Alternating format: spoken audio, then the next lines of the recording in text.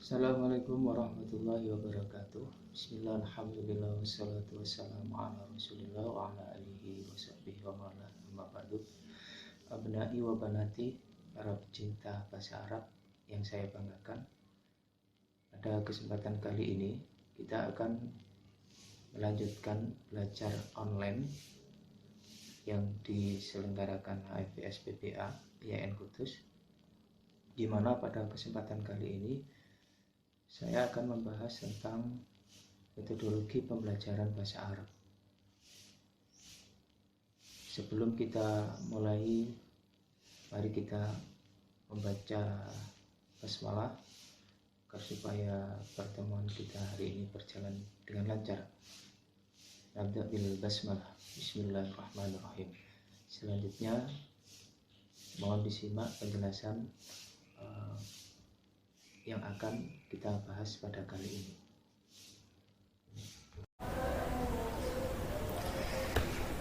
Baiklah, bismillahirrahmanirrahim. Kita lanjutkan ngaji bahasa Arab online bersama saya Muhammad Ivan Alfian. Kegiatan kali ini terselenggara atas kerjasama HMPS PPA IAIN Kudus. Saya saat ini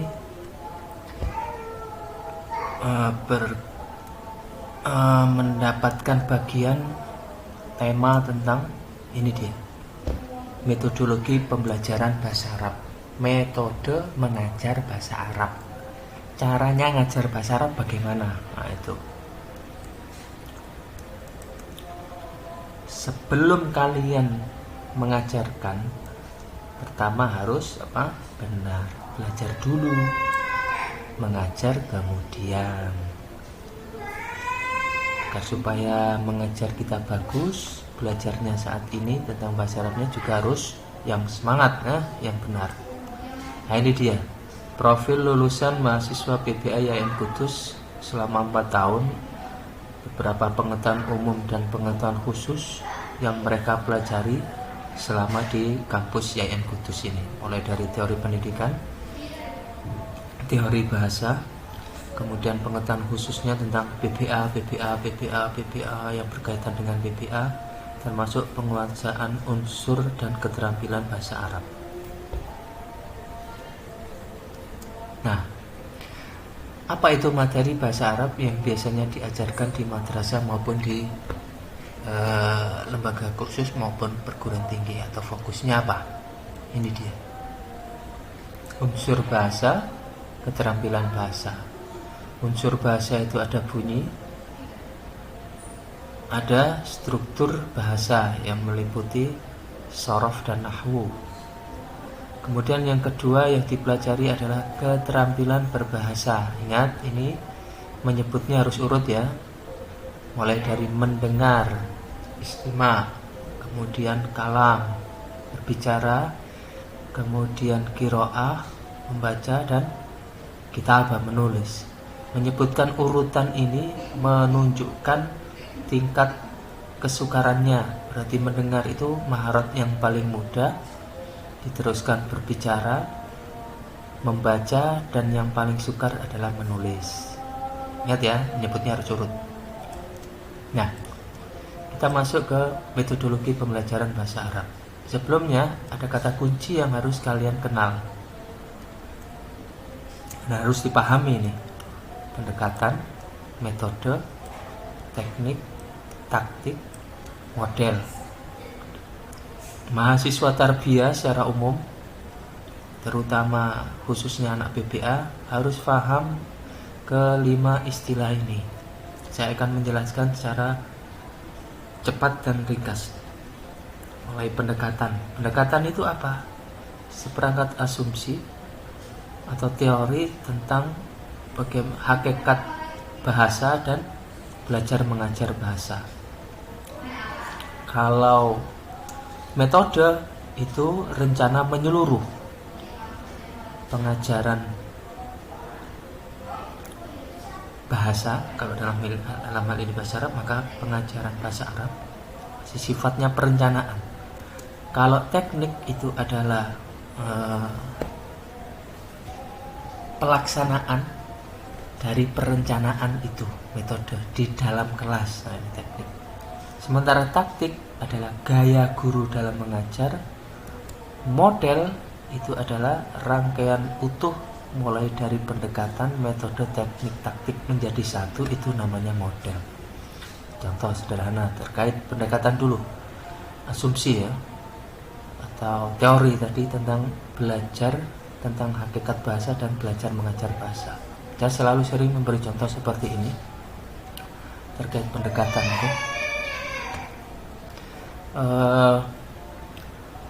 Kalau kamu memiliki dua teman, yang satu lulusan pesantren atau anak pesantren, yang kedua itu tidak mondok atau anak umum, sekolah umum, tentu metode kamu untuk membuat kedua temanmu itu bahagia, senang dengan kamu pastinya berbeda. Kalau anak pesantren ini tentu menyenangi hal-hal yang sifatnya agama. Sementara yang umum itu cenderung ke yang wisata, ke tempat-tempat yang menyenangkan. Jadi asumsi kamu, pengetahuan kamu tentang kedua temanmu itu akan menentukan cara metode kamu yang kamu pilih untuk yang kamu perlakukan terhadap kedua temanmu yang berbeda itu.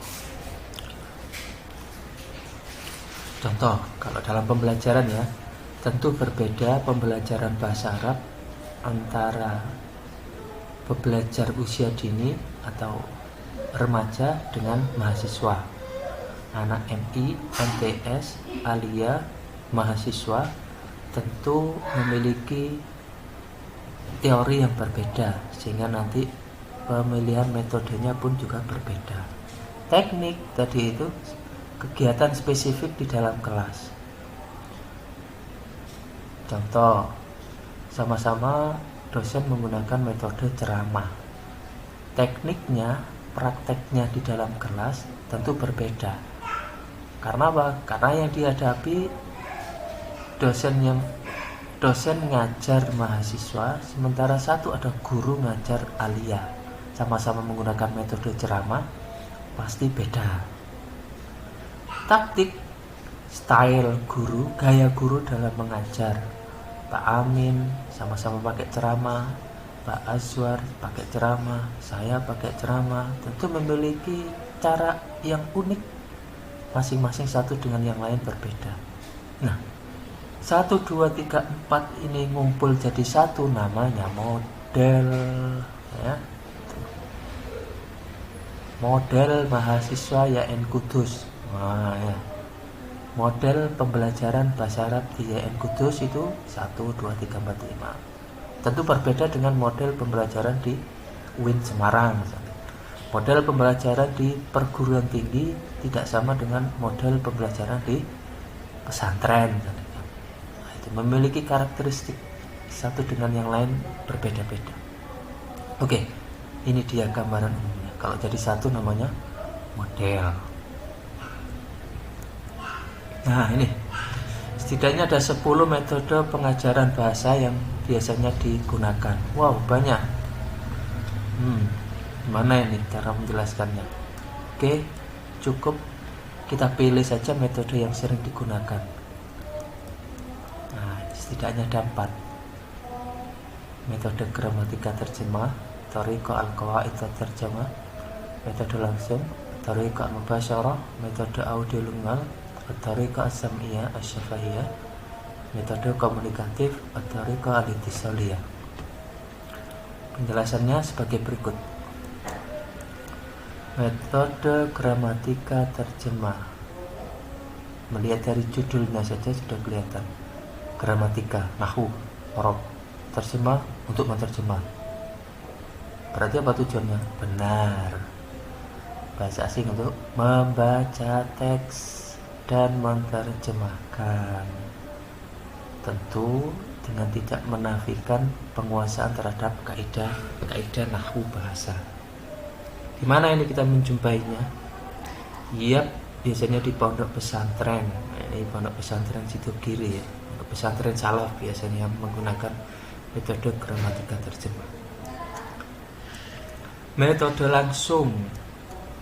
Nih, tujuannya penguasaan bahasa secara lisan, komunikasi. Al-kalam, kalau yang tadi itu qiraah, maka ini kalam. Dan yang menarik, tidak boleh menggunakan bahasa ibu. Haram. Ketika belajar pembelajaran di dalam kelas tidak boleh menggunakan bahasa Indonesia. Harus bahasa Arab. Mulai menit pertama, detik pertama sampai detik yang terakhir. Di mana ini kita menjumpainya? Ya, pondok pesantren modern Gontor atau pondok pesantren modern yang lainnya. Lanjut, metode audiolingual. Tujuannya menguasai 4 maharat secara seimbang. Ingat tadi 4 maharat, jangan sampai keliru menyebutkannya secara urut. Istima, kalam, terus qiraah, terus ya kitabah. Nah, model kalimat bahasa asing diberikan dalam bentuk percakapan untuk dihafalkan. Jadi ada pola-pola drill ya. Masmuk, kaifa haluk, min aina anta, dan seterusnya itu dihafalkan. Jawabannya juga nanti didramatisasi di depan kelas dan seterusnya. Nah, ini ciri yang menonjol adalah penggunaan bahan rekaman, MP3, kaset dan seterusnya. Kemudian penggunaan lab bahasa atau visual aid yang sangat penting, dipentingkan dalam penggunaannya. Ini gambarnya. Nah, mana ini? Bisa jadi ini di sekolahan atau di madrasahmu dulu, atau di perguruan tinggi tempat kamu belajar saat ini. Selanjutnya, metode komunikatif. Tujuannya ini, komunikasi yang sesungguhnya, tidak dibuat-buat, sehingga bukan drill-drill yang manipulatif. Maksudnya apa? Contoh begini ya. Contoh ini dialog. Ila aina anta satadhhabu ya Ahmad? Dijawab, ana sa'adhhabu ilal jami'ah. Pola kalimat seperti ini sebenarnya tidak lazim dalam komunikasi yang sesungguhnya. Mau pergi kemana kamu, hai Ahmad? Terus dijawab, saya mau pergi ke kampus.